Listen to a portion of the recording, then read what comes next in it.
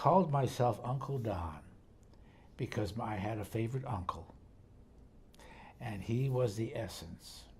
And so I used the name Uncle Don Wright. That's why I was called Uncle Don. And I was honest. If I was sad, I would tell them about being sad. If I was lonely, I would tell them about being lonely. I spoke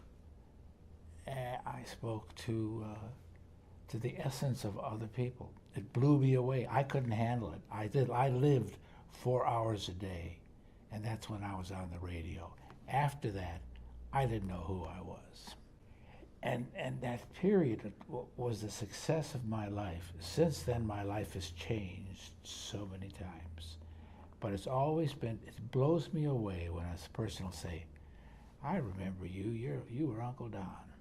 See, we're here for one thing, for love. To love ourselves and to love others. What we don't remember is there's a thing called ego, earth guide only, E-G-O. And when we come from the ego, that's where we have problems. That's separation. That's, the ego says, I'm better than you. I'm white, you're black, you're purple, or whatever, I'm better than you. That's coming from the ego.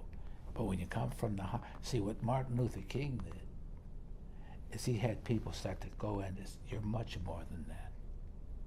You're much more than that. You're divine. If people would love themselves a little more, and that's what he said, he said, love yourself. And many times, when he said, love yourself.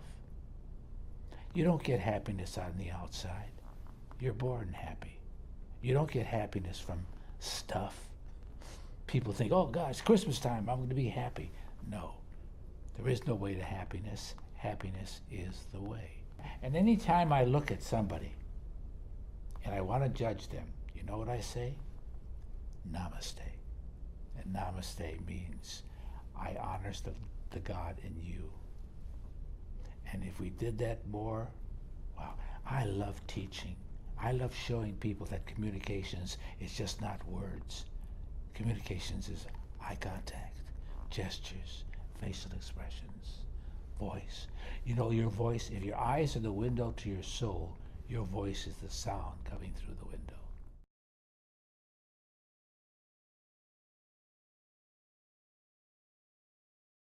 I do believe in community service, and I thank God that He has allowed that to be my ministry. I was fortunate to be one of the original members of the Coalition of Black Men. Our young people don't quite understand when we would see African American brothers, when we would see each other, you know, we'd get the power sign. It wouldn't make any difference if we knew you or not. We may not never seen you before, whatever, but when brothers saw brothers, they gave the power sign as a unity, togetherness. Young people see each other now and they look at each other like I practice being hard, you know.